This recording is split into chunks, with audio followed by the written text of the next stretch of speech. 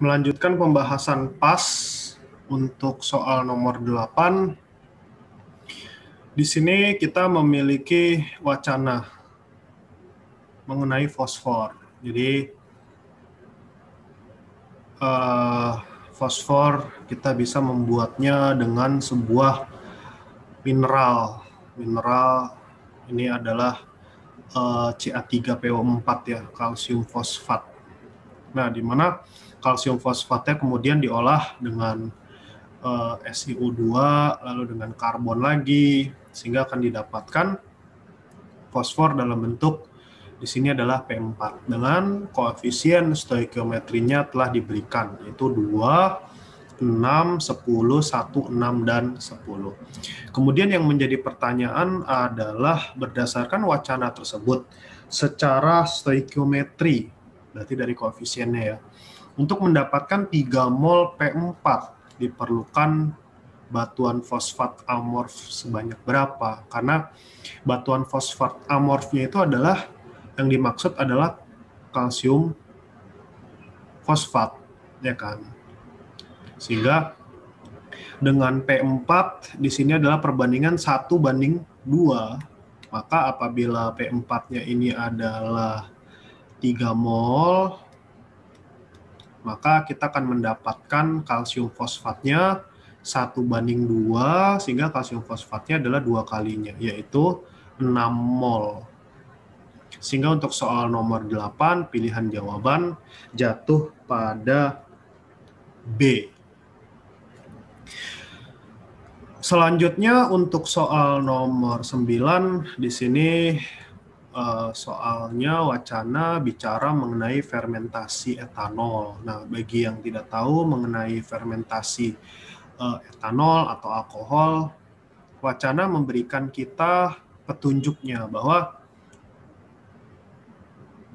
di sini dikatakan bahwa glukosa, fruktosa, dan sukrosa, berarti golongan karbohidrat ya, golongan-golongan karbohidrat, baik monosakarida maupun disakarida, dirubah menjadi ATP, energi seluler, dan menghasilkan etanol dan karbon dioksida, seperti itu. Sehingga di sini reaksi yang kita bisa tuliskan adalah etanol, glukosa, karena di dalam soal dikatakan adalah massa etanol yang dihasilkan dari fermentasi 60 gram glukosa, sehingga sebagai substratnya itu adalah si glukosa. Kita tahu ya, glukosa itu adalah C6H12O6. Nah, jadi glukosanya itu dirubah menghasilkan etanol. Etanol itu adalah C2H5OH dan karbon dioksida sebagai produk samping, seperti itu. Nah, dari sini maka apabila kita mau setarakan, karena totalnya adalah 6, maka koefisiennya adalah 2, baik pada etanol maupun pada karbon dioksida, seperti itu. Sehingga apabila kita memiliki 60 gram glukosa, kan MR dari glukosa ini adalah 180. Sehingga 60 gram kita bagi dengan MR, kita akan mendapatkan 1/3 mol. Untuk etanolnya tinggal menggunakan koefisien 1:2, maka etanol yang kita butuhkan adalah 2/3 mol. Maka berapakah massa dari etanol yang akan dihasilkan secara stoikiometrinya? Maka massa dari C2H5OH adalah 2/3 mol dikali dengan MR dari etanol. Apabila kita cari MR dari etanol, ini adalah 46. Sehingga apabila kita kali dengan 46 gram per mol, kita akan mendapatkannya di sini adalah 30,66 ya, 30,7 gram. Sehingga pilihan jawaban untuk soal nomor 9 jatuh pada D. Untuk soal nomor 10, di sini kita memiliki gas N. Jadi ini bukan gas N2 ya, tapi dalam soal Di sini yang disebut adalah gas N. Gas N direaksikan dengan gas H2, berarti kita melihat reaksi nomor 2 dari wacana, di mana karena semua reaksi adalah dalam bentuk gas, maka berdasarkan hukum Gay-Lussac yang dijelaskan oleh Avogadro, jadi kita boleh katakan bahwa di sini yang kita gunakan adalah konsep dari Gay-Lussac-Avogadro, maka perbandingan volume gas akan sama dengan jumlah molekulnya, atau perbandingan volume sama dengan perbandingan mol. Ini hanya berlaku ketika semua fasanya yaitu gas. Dan ini berlaku di sini karena memang pada reaksi ini, reaksi yang kedua terutama, ini adalah semuanya wujudnya adalah fasanya adalah gas. Apabila terdapat 250 mili gas N dengan 500 mili gas H2, berdasarkan hukum tersebut, Gay-Lussac-Avogadro, jumlah gas yang masih ada, sehingga di sini kita akan menjalankannya seperti mol, ya kan? Dengan cara mencari reaksi pembatas. Cara paling mudah untuk mencari reaksi pembatas adalah kita membaginya dengan koefisien. Jadi 250 mili dari gas N kita bagikan dengan koefisiennya yaitu 2, sehingga kita akan mendapatkan 125. Untuk 500 kita bagikan dengan 3, 166. Ya, kira-kira 166 ya. Dari sini maka reaksi pembatas adalah yang hasil bagi dengan koefisiennya lebih sedikit. Siapa? Itu adalah 2N. Maka reaksi pembatasnya adalah dia. Itu 2N. Di mana di sini 250. Lalu untuk mendapatkan gas hidrogen dan amonia yang bereaksi, kita tinggal mengalihkan. Hasil bagi yang lebih sedikit ini kita kalikan dengan koefisiennya. 125 kita kalikan dengan 3, maka kita akan mendapatkan 375. 125 kita kalikan dengan 2, maka kita akan mendapatkan 250. Sama dengan N yang bereaksi, karena 2:2, ya kan ya. Maka kita akan mendapatkan nitrogen dengan jumlah 250, karena awalnya tidak ada. Kita tulis 0 atau kita tulis strip, seperti itu.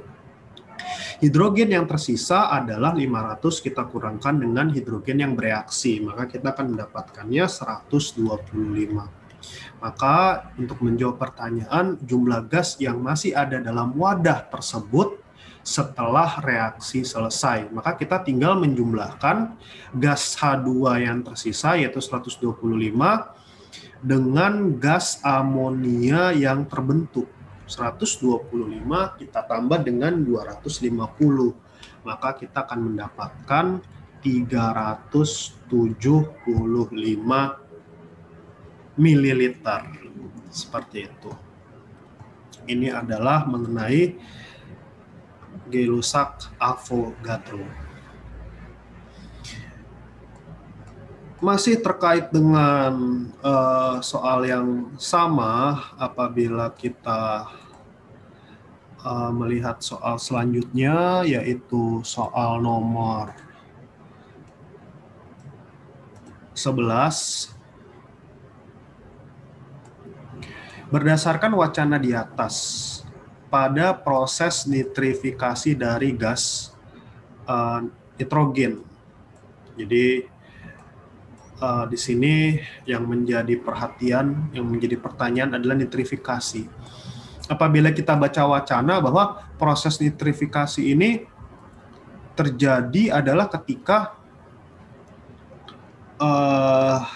di sini dikatakan bahwa amonia mengalami nitrifikasi menjadi NO2- dan NO3-. Nitrit, NO2- itu adalah nitrit, NO3- itu adalah nitrat. Jadi proses nitrifikasi ini adalah perubahan menjadi nitrit dan nitrat sebagai produknya.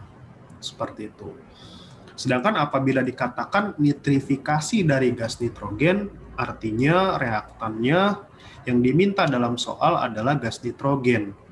Gas nitrogen apabila dirubah menjadi nitrit dan nitrat, maka perubahan bilangan oksidasi yang terjadi pada unsur nitrogen adalah berapa? Kita tahu berdasarkan aturan Bilox, N2 adalah unsur bebas, maka bilangan oksidasinya adalah 0. Untuk nitrit, karena oksigen adalah -2, maka di sini adalah -4. Untuk mendapatkan totalnya -1, maka nitrogen harus 3, karena 3 dikurang 4, kita akan mendapatkan -1. Hal yang sama kita lakukan juga untuk NO3, karena nitrogen itu adalah -2, maka -6. Untuk mendapatkan totalnya muatan -1, maka nitrogennya harus +5. Maka 5 kita kurangkan dengan 6, kita akan mendapatkan -1. Sehingga untuk menjawab pertanyaan soal, perubahan bilangan oksidasi yang terjadi dari nitrogen pada proses nitrifikasi tersebut adalah dari 0 menjadi +3 dan +5. Maka untuk soal nomor 11, pilihan jawaban yang akan kita pilih adalah yang D. Masih terkait dengan wacana yang sama, untuk soal nomor 12, sesuai dengan konsep termokimia, maka entalpi pembentukan standar delta HF, F di sini adalah formation, pembentukan standar dari amonia, untuk amonia dari unsur-unsurnya. Nah, kita tahu bahwa untuk membentuk amonia dari unsur-unsurnya, maka unsurnya itu adalah nitrogen dan hidrogen, di mana delta HF spesifik yang diminta adalah untuk 1 mol zat yang terbentuk. Artinya, koefisien untuk NH3 harus 1 mol. Sehingga di sebelah kiri, nitrogen harus koefisien setengah, hidrogen harus 3/2. Seperti itu.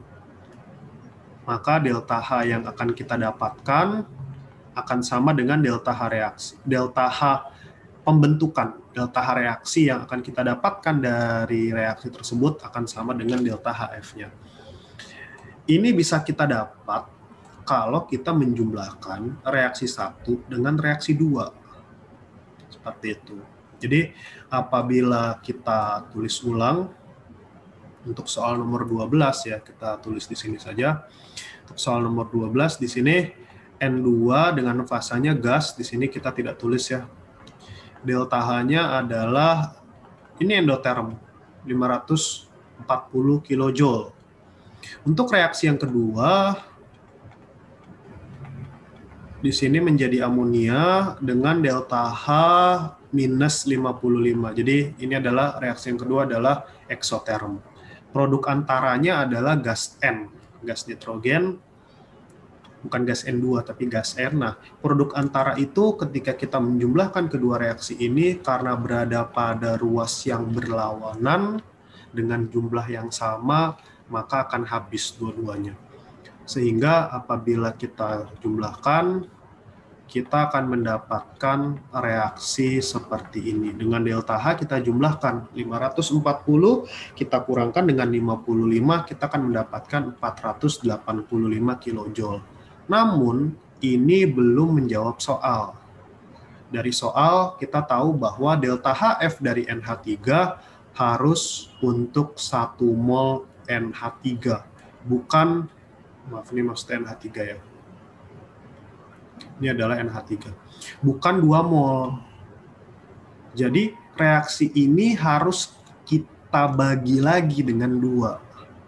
Sehingga menjadi setengah N2, 3/2H2, 1 NH3. Nah, sehingga di sini adalah delta HF-nya. 485 kita bagi dengan 2, 242,5. Tetap endoterm. Seperti itu. Sehingga untuk soal nomor 12, pilihan jawaban adalah yang B.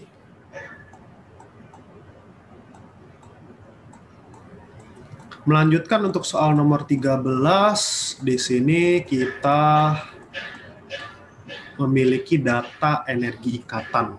Lalu kita diminta entalpi reaksi pembentukan dari 17 gram H2O2, hidrogen peroksida. Untuk data energi ikatan yang perlu kita ketahui untuk mendapatkan nilai delta H reaksi, kita harus mengurangi energi ikatan pemutusan, yaitu reaktan, kita kurangkan dengan energi ikatan pembentukan, yaitu produk. Jadi untuk data energi ikatan yang diketahui delta H reaksinya, kita mengurangkan kiri kurang kanan, reaktan kita kurangkan dengan produknya setelah dijumlahkan masing-masing. Karena untuk H2O2 reaksi pembentukannya sama dengan NH3, pada dasarnya semua reaksi pembentukan dari unsur-unsurnya, maka H2 dengan O2 menjadi H2O2. Di sini yang perlu kita perhatikan bahwa nitrogen, hidrogen, oksigen adalah termasuk 3 unsur yang dalam bentuk unsurnya adalah diatomik.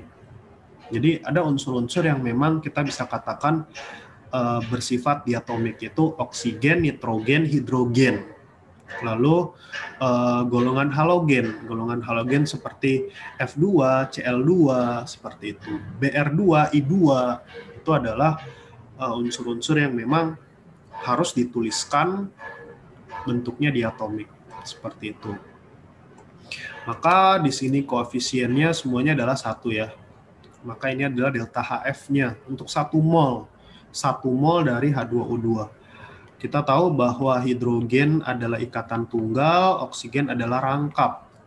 Hidrogen peroksida sendiri bentuknya berikatan tunggal. Maka kita tinggal jumlahkan, lalu kita kurangkan dengan energi ikatan yang ada di sebelah kanan produknya, karena di sini OH ada 2. Kita kalikan dengan 2. O tunggal O di sini cuma ada 1. Seperti itu. Sehingga kita masukkan datanya 431, kita tambahkan dengan O rangkap 489, kita kurangkan dengan OH yaitu 460 yang kita kalikan dengan 2, sehingga kita akan mendapatkan di sini adalah 920. Ya, 920. Lalu kita tambahkan lagi dengan OO. Di sini OO-nya adalah 142. Seperti itu. Maka kita akan mendapatkan nilainya yaitu minus 142 kJ.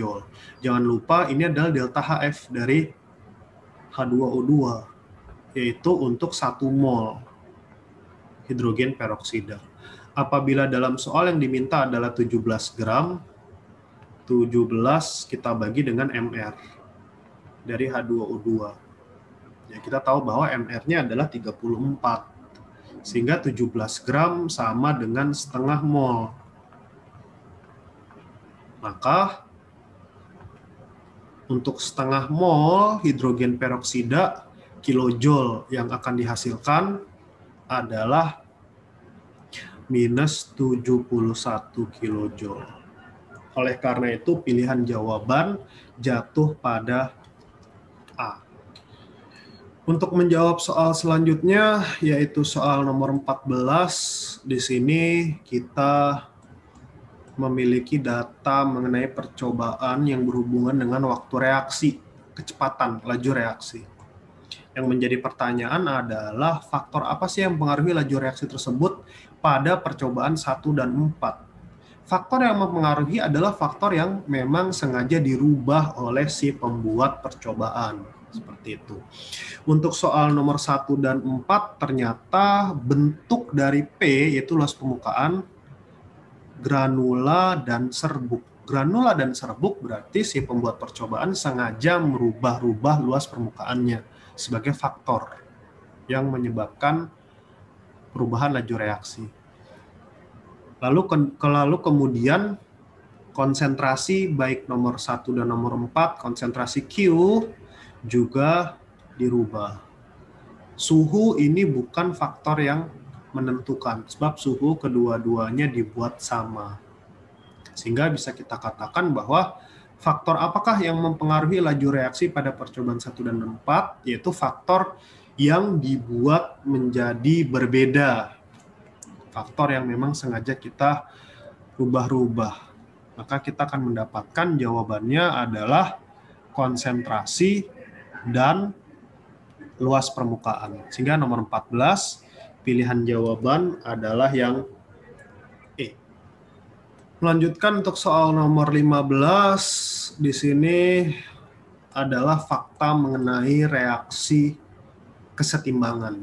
Bahwa reaksi kesetimbangan adalah reaksi yang berlangsung secara bolak-balik atau reaksi reversible.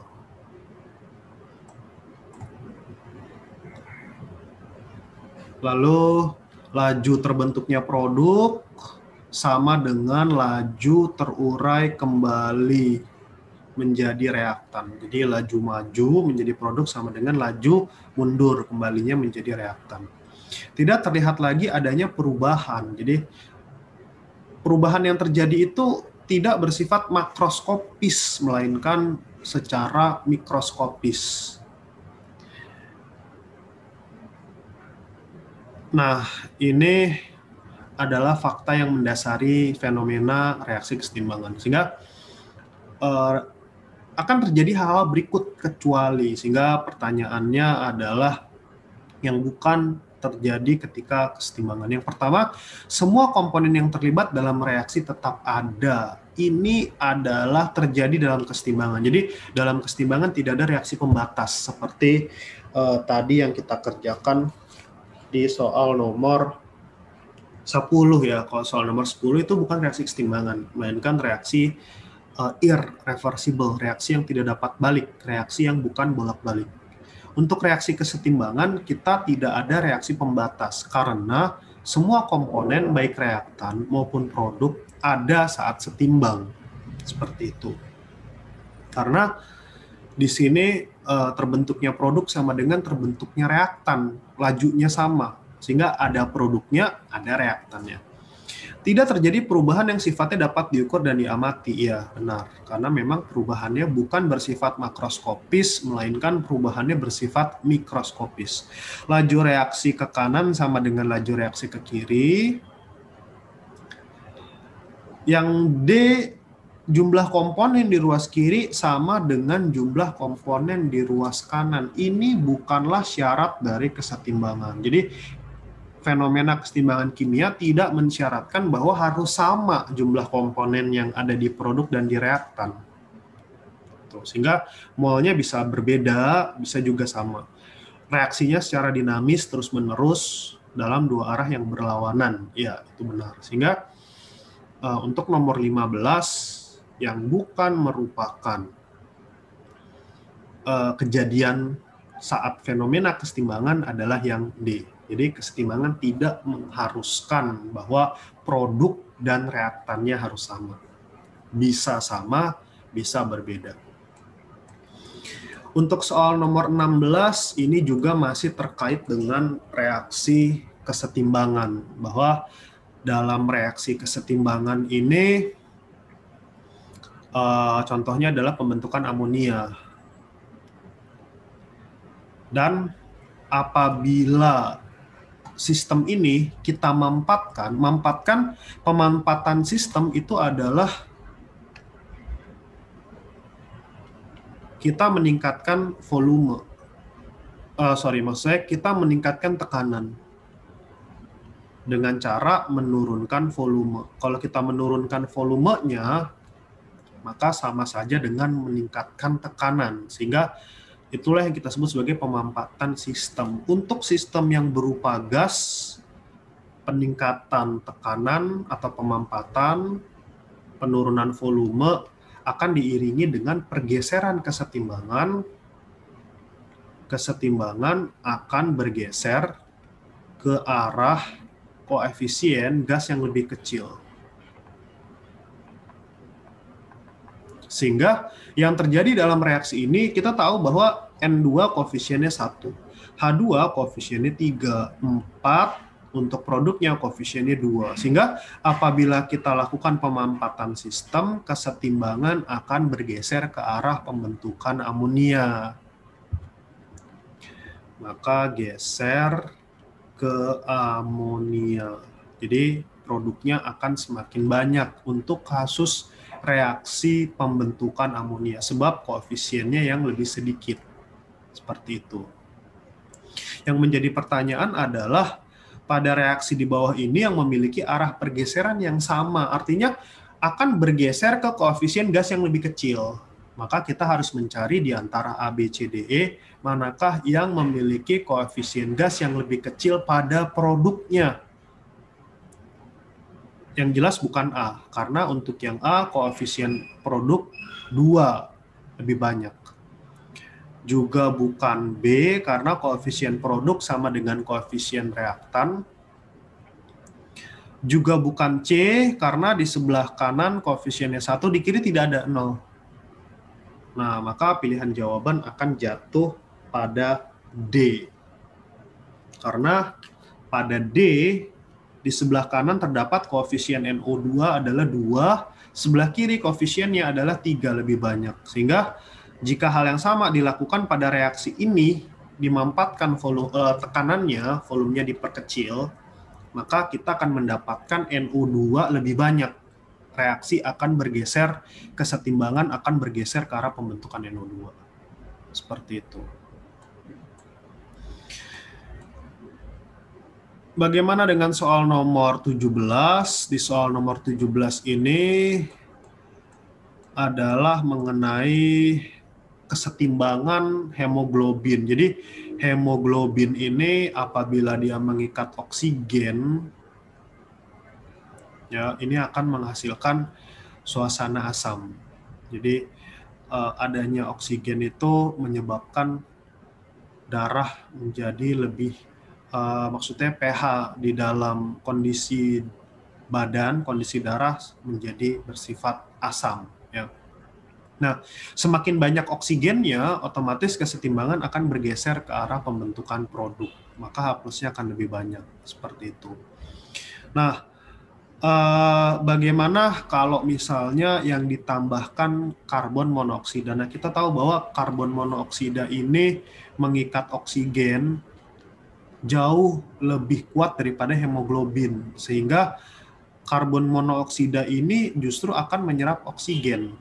Oksigennya akan diserap oleh si karbon monoksida, sehingga kita akan istilahnya keracunan atau kekurangan oksigen, seperti itu. Sehingga bisa kita katakan bahwa kalau oksigennya berkurang, maka dalam reaksi kesetimbangan ini, apabila oksigennya kita kurangi, maka kesetimbangan akan bergeser ke arah yang dikurangi, sehingga akan bergeser ke arah kiri. Karena bergesernya ke arah kiri, maka H+ akan berkurang. Apabila H+-nya berkurang, maka pH darah akan naik. Akan bersifat lebih basa. Karena memang dalam pergeseran kesetimbangan akan bergeser ke yang lebih sedikit. Kenapa bergesernya ke arah kiri? Karena oksigennya berkurang. Kenapa oksigen berkurang? Karena oksigen diikat oleh CO, karbon monoksida. Karbon monoksida mengikat oksigen lebih kuat daripada hemoglobin, sehingga dia menjadi saingannya hemoglobin, sehingga badan kita, sel-selnya akan kekurangan oksigen. Dan itu berbahaya, meracuni. Melanjutkan untuk soal selanjutnya, yaitu soal nomor 18. Di soal 18 di sini adalah mengenai pH limbah, diberikan trayek dari 3 indikator, yaitu bromkresol hijau, bromtimol biru, dan phenolphthalein. Masing-masing ada perubahan warnanya, dan ada 2 limbah, yaitu limbah 1 dengan limbah 2. Kita bisa lakukan dengan bantuan garis bilangan. Kita bisa mencari pH dari limbah 1 dan limbah 2. Trayek pH kita letakkan pada garis bilangan. Jadi 3,8 dari yang paling kecil hingga yang paling besar. 5,4, 6, 7, 8, 10. Untuk pH limbah 1, Karena apabila ditetesi oleh PP menjadi tidak berwarna, padahal trayeknya 8 sampai 10 tidak berwarna sampai merah. Artinya apabila pH-nya di bawah 8,3 dia menjadi tidak berwarna. Apabila pH-nya di atas 10 menjadi berwarna merah. Apabila pH-nya di antara 8 dan 10 yaitu 9 akan menghasilkan warna di antara tidak berwarna dan merah, yaitu agak sedikit pink. Karena di limbah 1 apabila diberikan PP menjadi tidak berwarna, maka pH-nya di bawah 8,3. Untuk limbah pertama dengan brom kresol hijau menghasilkan warna hijau. Warna hijau artinya warna di antara kuning dan biru. Artinya pH-nya terletak di antara 3,8 dan 5,4. Untuk limbah 1 dengan brom timol biru menghasilkan warna kuning. Warna kuning dengan trayek di bawah 6. Maka dari sini kita tinggal memilih manakah rentang pH yang terkena atau dilalui oleh ketiga indikator sekaligus. Maka kita bisa tahu bahwa limbah 1 memiliki pH limbah 1 lebih besar daripada 3,8 namun lebih kecil dari 5,4. Untuk limbah yang kedua dengan phenolphthalein sama tidak berwarna, berarti pH-nya juga ada di bawah 8. Untuk brom kresol hijau warnanya adalah biru, sehingga pH-nya ada di atas 5,4. Untuk brom timol biru, warna limbah 2 berwarna hijau. Kita tahu hijau adalah warna di antara kuning dan biru, sehingga pH-nya di antara 6 dan 7. Maka pH limbah kedua adalah rentang pH yang dikenai oleh ketiga indikator. Maka di antara 6 lebih besar dari 6, namun lebih kecil daripada 7,6. Seperti itu. Sehingga pilihan jawaban untuk soal nomor 18 adalah D. Melanjutkan untuk soal nomor 19, di sini titrasi dari HCl dan NaOH.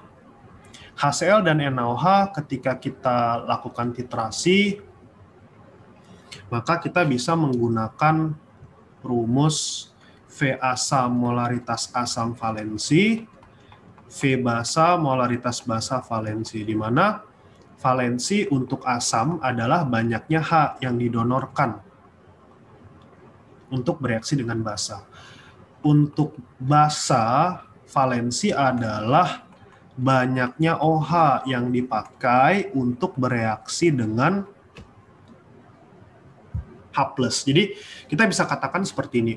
Valensi untuk asam banyaknya H, valensi untuk basa banyaknya OH. Baik HCl maupun NaOH masing-masing memiliki satu valensi. Jadi keduanya valensinya 1. Untuk volume HCl yang digunakan adalah 20. Molaritas dari HCl itulah yang kita ingin ketahui. Volume basa karena dilakukan triplo, dilakukan 3 kali percobaan, maka kita harus menggunakan nilai rata-rata. Kebetulan untuk 3 nilai yang berturut-turut, nilai rata-ratanya akan sama dengan nilai tengah, yaitu 15. Untuk molaritas dari NaOH yang digunakan adalah 0,1, sehingga dari sini kita bisa mendapatkan nilai molaritas dari asam adalah 0,075 molar. Untuk 100 mili NaOH, HCl maksud saya, untuk 100 mili HCl, maka massa yang akan kita dapatkan adalah 100 mili kita rubah menjadi liter, kita kalikan dengan molarnya, lalu kita kalikan dengan mR, 36,5 gram per mol.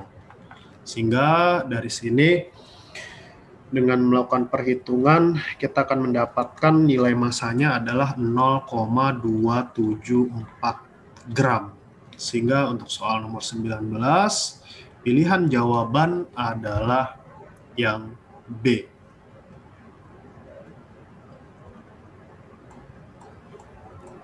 Untuk soal nomor 20, di sini kita memiliki reaksi hidrolisis. Yang diminta adalah hidrolisis dari garam yang bersifat asam. Garam yang bersifat asam adalah garam yang melepas H+. Di sini garam yang melepas H+ adalah nomor 3 dan nomor 4. Untuk garam nomor 1, 2, dan 5 adalah garam yang melepas OH-, sehingga 1, 2, dan 5 itu adalah garam basa.